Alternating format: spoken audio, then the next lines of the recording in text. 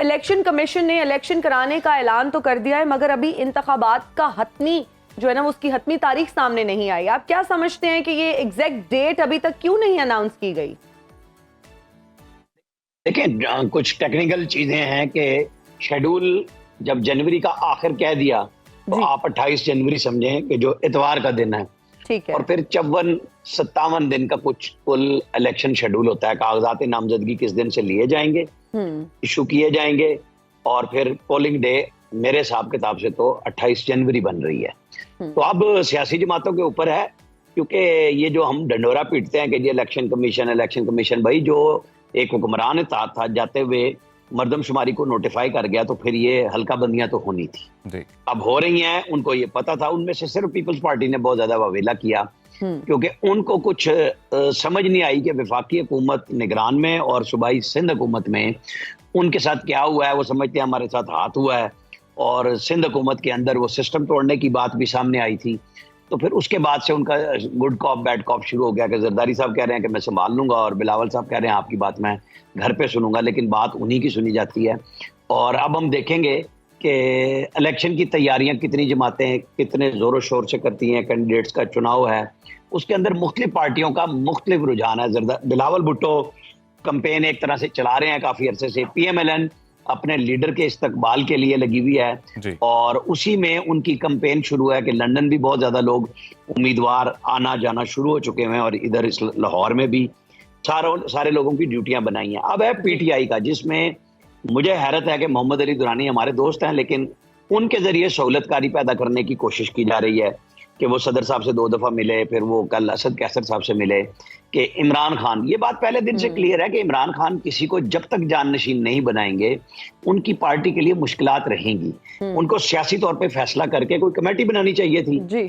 Approval तो leader ही देता है, लेकिन चूंकि ऐसा कुछ हुआ 9 मई के बाद कि उनकी लीडरशिप तितर बितर भी हुई, घबरा भी गई, और मफरूर भी हो गई, और कुछ अरेस्ट हो गए। जो बाकी बचे हैं सेन एलिमेंट, जिनको अगर आप कह सके कि इन हालात में कोई गुफ्तगू कर सकते हैं, उनको खान साहब इख्तियार देने के लिए तैयार नहीं है। तो ये मसला इस वक्त बना हुआ है कि इलेक्शन की डेट का मतलब एक मरहला जो ये हो गया कि जी उन्होंने कहा जनवरी के आखिरी हफ्ते में हम कराएंगे, तो अब तो काम उठ जाना चाहिए तेजी के साथ। आमिर साहब, आपको सियासी मैदान की तरफ जाना ये लगता है सर कि जैसे सदर पाकिस्तान ने 6 नवंबर की तारीख तजवीज़ की थी, जो कि आइन के मुताबिक 90 दिन के अंदर अगर इंतखाबात करवाए जाएं तो वो डेट बनती है, और अभी इलेक्शन कमीशन ने तारीख दी है जी, एग्जैक्ट तारीख तो नहीं दी लेकिन इंडिया दिया जनवरी के आखिरी हफ्ते में। तो ये कहिएगा कि अब ये मामला दोबारा से एक बार आपको लगता है अदालत जाएगा? देखिए, अदालतों में तो दरखास्तें पड़ी हुई हैं, लेकिन जिस अदालत से बहुत ज्यादा तरफदारी की उम्मीद थी और बाकायदा इल्जाम लगाए जाते थे कि वहां पे बहुत ज्यादा जमानतें दी जा रही हैं, उन्होंने जहां 184(3) पे पूरी सुप्रीम कोर्ट चलाई, सारा टाइम आम आदमी के जो 56-57 हज़ार केस थे वो नहीं लगे, और सुप्रीम कोर्ट इसी काम में लगी रही, उन्होंने नहीं लिए। तो अब कादी फायदी सा चीफ जस्टिस बन चुके हैं। उन्होंने फैदाबाद धरना केस भी 28 सितंबर को लगा दिया, और 3 अक्टूबर को पूरा फुल कोर्ट लग रहा है, तो उसमें भी लोग खड़े होकर बात कर सकते हैं। 28 को भी कर सकते हैं, चीफ जस्टिस मौजूद होंगे, और PTI के वकील अगर चाहें मुख्तलिफ केसेस में पेश होते हैं, वो कहीं पे भी बात कर सकते हैं, तो जवाब चीफ जस्टिस की तरफ से आएगा, और वो यकीनन वही होगा कि जो मुझे अब तक समझ आई है कि आपको जो बुनियादी जगह हैं, मतलब इस्लामाबाद हाई कोर्ट में क्या आप गए हैं, क्या आप हर चीज को 184(3) के तहत देखना चाहते हैं? एक तो ये जवाब आएगा। दूसरे, जाहिर अब एक डेट आ चुकी है जहां 90 दिन में इलेक्शन की लिखी हुई है, वहां साफ और शफाफ इलेक्शन भी लिखे हुए हैं। तो मेरे ख्याल में कि इन दोनों चीजों को इकट्ठा ही देखा जाएगा, और अब डेट का वीक आ चुका हुआ है, तो अब इस तरफ जाना चाहिए बनिस्बत इसके। मतलब अगर आप किताबी बातों पे जाते हैं तो ठीक है, फिर सदर साहब डेट दे लेते। उन्होंने डेट के लिए खत लिखने के बाद ला मिनिस्ट्री से क्यों रुजू किया? साहब, सियासी जमातों का आप जिक्र कर रहे थे, तो 2 दफा वो इसी क्यों गए मामले को सर हमने देखा है कि PTI की जानिब से अदालत में चैलेंज करने का फैसला किया गया है, और पीपल्स पार्टी ये मुतालबा कर रही है कि 90 दिन में इंतखाबात कराए जाएं। तो अब इस फैसले से सियासी जमातें आपको लगता है कि वो मुतमिन हो जाएंगी, या कैसे उन्हें मुतमिन किया जा सकेगा? नहीं, यहाँ हमारी ना कोई हुकूमत से लोग मुतमईन होते हैं, और ना सियासी जमातें किसी चीज से भी मुतमईन हो सकती हैं। बिलावल साहब का आपने बयान देखा था ना, 90 नहीं तो 120 दिन कर दो। उनका था कि मेरा पब्लिक में ये परसेप्शन जाए कि मैं इन फैसलों में नहीं हूँ, हालांकि वो वजीर खारजा थे, और किसी काबीना के मीटिंग में इन्होंने किसी मामले पे इख्तलाफ राय नहीं किया, कोई मिनट्स नहीं है इनके पास कि ये बता दें कि हमने ये मुतालबा किया था। इनके वजीर आला ने आके सिंध ने और इनके वफाकी वजीर जो उस वक्त उस CCI के मेंबर थे, सब ने ठप्पा लगाया जी। और इजाफी तौर पे मदऊ किया गया था तमाम इंतखाबी जो वहाँ उस वक्त हुकूमती ताकत था, सब ने स्टैम्प किया था। अब है मतलब जो वॉइस उठ रही है वो है PTI की, वो तवाना इसलिए नहीं रही जो मैंने आपको पहले बताया अभी कि किन वजूहात की बिना पे। अब देखें कि क्या निकलता है। सदर साहब भी 2 दफा ऐसा एक्शन कर चुके जिससे उनको पीछे हटना पड़ा, तो उनकी भी वो नहीं रही। उनको तो बड़ा बन के दिखाना चाहिए था। 9 अप्रैल में वो शामिल हो गए जब अदम एतमाद के ऊपर उन्होंने फौरन असेंबली तोड़ दी, एक गलत ऑर्डर को उन्होंने इम्प्लीमेंट किया। वहां से वो पार्टी बनना शुरू हुए, गवर्नरों की अपॉइंटमेंट है, गवर्नर को हटाने का मामला है, कानून बनाने का मामला है, हर चीज में उन्होंने अपनी पार्टी की लाइन को टो किया। तो आज वो फिर मोहम्मद अली दुरानी के जरिए बात करने पर मजबूर हो गए और असद कैसर से वो मिल रहे हैं। असद कैसर हो, शाह महमूद हो, इमरान खान को किसी पे एतमाद करना पड़ेगा जो आजाद हैं, बैठे हुए हैं और उनकी पार्टी के अंदर हैं, कि रास्ता निकालें और इलेक्शन के लिए पार्टी को बचाएं। क्या नवाज शरीफ को अरेस्ट करके सजा करके जेल में नहीं रखा था?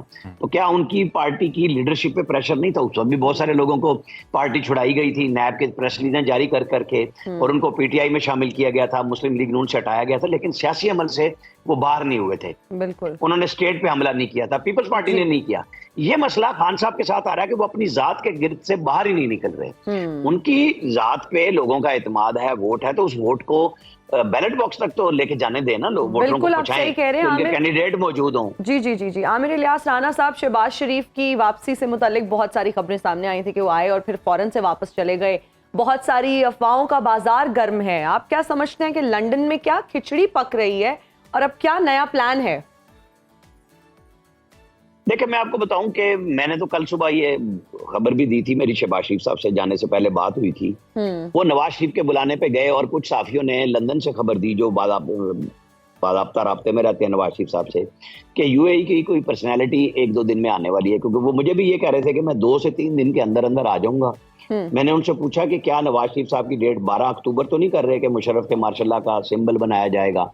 कहेंगे नहीं, वो 21 अक्टूबर को ही आएंगे और मरियम नवाज भी 4-5 दिन में वापस आ जाएंगी। उनके बारे में भी आया कि उनकी बेटी का दाखिला हुआ है, अपने वालिद से मिलने जाना कोई इशू नहीं है किसी के लिए भी, जिनके पास पैसे हों, मामलात हों और वो आ रहे हों और सियासत भी साथ कर रही हों, वो चीफ ऑर्गेनाइजर हों, गए हैं। हमारे यहाँ चूंकि वो तूफान इस बात पे बनाया गया कि जी जनरल फैयाज हमीद और जनरल बाजवा का नाम लेके नवाज शरीफ ने अपनी नई आने वाली प्लानिंग का रास्ता बताया, तो नवाज शरीफ ने तो कभी इस प्लानिंग से पीछे हटने का रास्ता बताया भी नहीं था। वो तो इसी पे कायम थे। उन्होंने गुजरांवाला में भी इसी पे तकरीर की थी।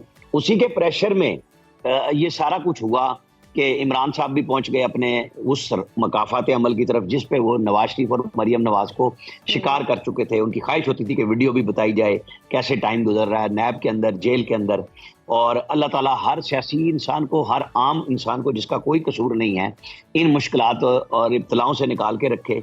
अब मसला होता है कि लीडरशिप को इम्तिहान में ही सुरखरू होकर दिखाना होता है।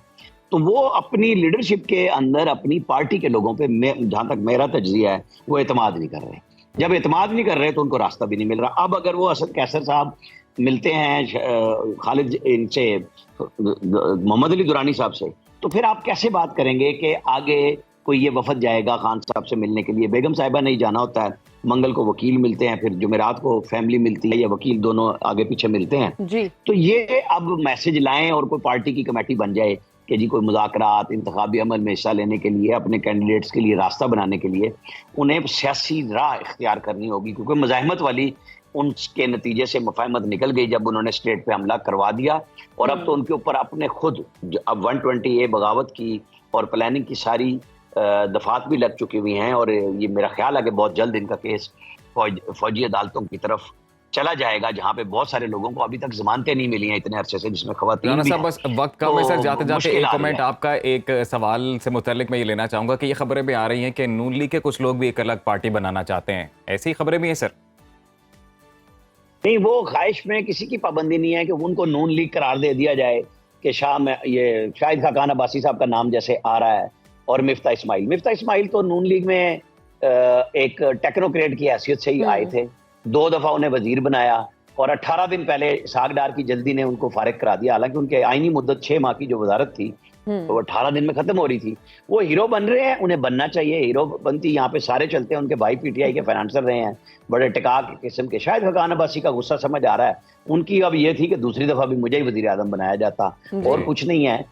ये मसाइल हैं उनके, उनकी पसंद का आर्मी चीफ भी नहीं लगा तो वो कहते हैं मुझे मेरी पसंद का आर्मी चीफ भी आपने नहीं दिया तो मैं भी लीडर बन के दिखाता हूँ। तो चले, बहुत अच्छी बात है, सियासत करना हर आदमी का हक है, वो सियासी जमातें बनाएं और निकले। मुस्तफा नवाज खोकर चुके अपनी पीपल्स पार्टी के साथ, उन्होंने असूली बुनियादों पे छोड़ी थी। वो अच्छा है, एक यंगस्टर हैं, निकल रहे हैं, उनकी बातों में दम है। देखते हैं कि ये सारे मिलके कोई फैसला भी करते हैं या अपनी अपनी जगहों पे इलेक्शन लड़ने के लिए फिर पिधार जाएंगे, सुधार जाएंगे वहीं पे जहाँ से आए थे। आप कहीं भी हो, वक्त कोई भी हो, बाखबर रहिए दुनिया के हालात व वाकयात से। अभी सब्सक्राइब कीजिए सुनो न्यूज़ के YouTube चैनल को और क्लिक करें बेल आइकन को, ताकि आप हमेशा बाखबर रह सकें।